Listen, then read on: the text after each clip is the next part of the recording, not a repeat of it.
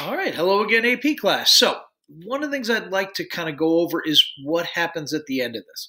You've already done the work, so you know the story of how, the Russians and the Allies meet in the middle and take out Germany. But let's break down what happens afterwards. So, Germany's been defeated. All right, we got that. As you can see by the map in front of you, what you've got is a Germany that's been broken into zones of control. Get the cursor up here. There we go. So you see the French section down here, which is the smallest of them. You see the American section here, and the British section here, and then the Russian section here. Now, part of this is because everybody sort of feared a reunified Germany.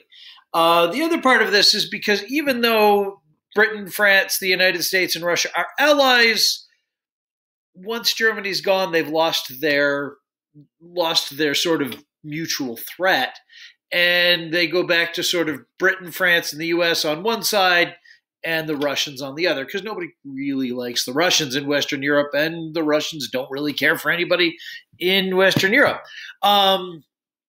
So what do? For several years, it sits like this. Nothing happens.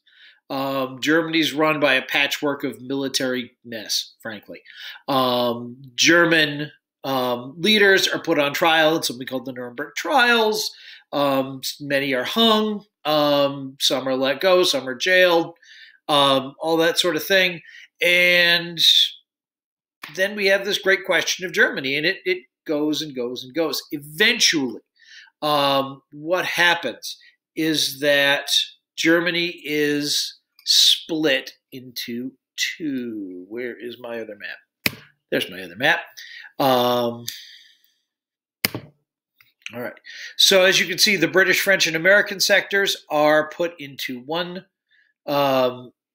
country. The Russian sector is retained as East Germany, and this is the way it was from the 1940s, late 40s, all the way up until my teenage years when it was reunified in 89, 90, 91. It was sort of a process. So this was a very long-term thing, East and West Germany. One side heavily influenced by the Allies, the other side heavily influenced by the Soviet Union. You'll notice this World War II alliance broke up immediately. All right, so what does it break up into? And that's the real question.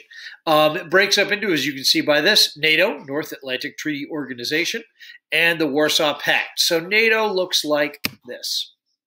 Anytime. All right. So this is an example of NATO. You've got many of the countries in Western Europe.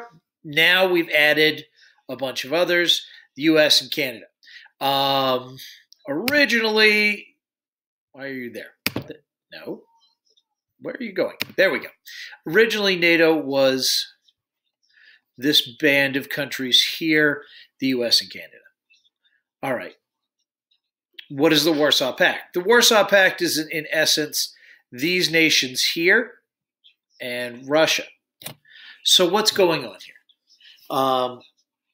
Now, like we said, the Allies never really trusted, or the Western Allies never really trusted the Russians, especially Stalin. So when they came up with a post-war solution, what they essentially did was operate on containment. They set up a situation where they could contain any Soviet attacks if they so chose. And they created this alliance, NATO, so that basically if one member state is attacked, all the others will come to their defense. And they had common military, common ammunition. They had all kinds of common aspects to their military defense. Shouldn't say they have a common military, but they use common, like the bullets are the same. Many of the jets are the same. Many of the tanks are the same, to make it as simple as possible. So this is the situation as it was. Like I said, the other map I showed you is the Warsaw Pact today, which now includes many of these countries as well, or is the NATO today, which includes many of these countries as well. Warsaw Pact is gone. But the Warsaw Pact is the Soviets' attempt to hold on to this land they'd taken during the war. Remember, these had been independent countries. Romania and Bulgaria had sided with the Germans.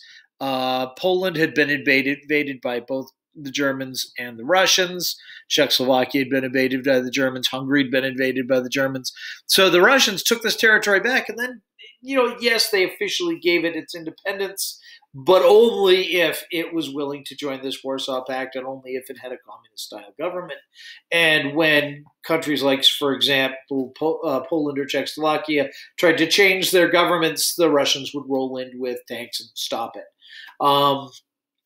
So what's going on? The Russians are concerned that the West are a threat, understandably. The West had been attempting to sort of deal with the Russians and get rid of the communist government for years. And so they felt they needed this barrier of nations here. The West felt that the Russians were a threat. All right, fair enough. And so they create this barrier of countries here. Like I said, for about 50 years, it was assumed that at some point we would be fighting a war in here with the Warsaw Pact. And so that's what the U.S. military trained for, and the whole NATO militaries trained for decades. This is the period known as the Cold War. Interestingly enough, it never happened. Part of that reason is that nuclear weapons. Russians and the United States both became nuclear-armed powers, and the thought of launching an invasion either way was so destructive that it kept us fighting little side wars that never went nuclear. But this is the world order that really is only starting to break up today. Today, you still see NATO. The Warsaw Pact is gone. China has become a major nation. India has become a major nation when at this point they were really third-rate powers. And you're seeing a shift in the world. But this was for about 50 years. This was the way the world looked. This is the map I learned of Europe until, like I said, I was a teenager. All right, so that's the upshot, at least in the Western European sense. I'll talk a little more about Japan in my next video. All right, thank you very much.